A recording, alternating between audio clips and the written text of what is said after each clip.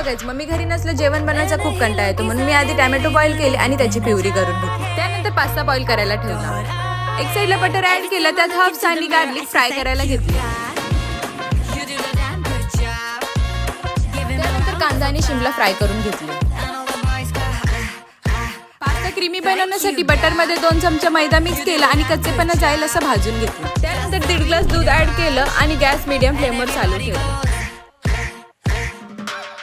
Sauce घट्ट आणि creamy झाला, त्यात टोमॅटो प्युरी ऍड केली. त्यानंतर चीज क्यूब आणि वेजेस मिक्स करून घेतले. 2 ते 3 मिनिटं कुक केल्यानंतर पास्ता ऍड केला.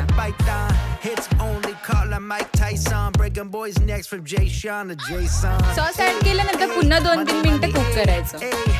टोमॅटो आणि व्हाईट सॉस ऍड असल्यामुळे या डिशचं नाव आहे पिंक सॉस पास्ता. अशा प्रकारे क्रीमी असा पिंक सॉस पास्ता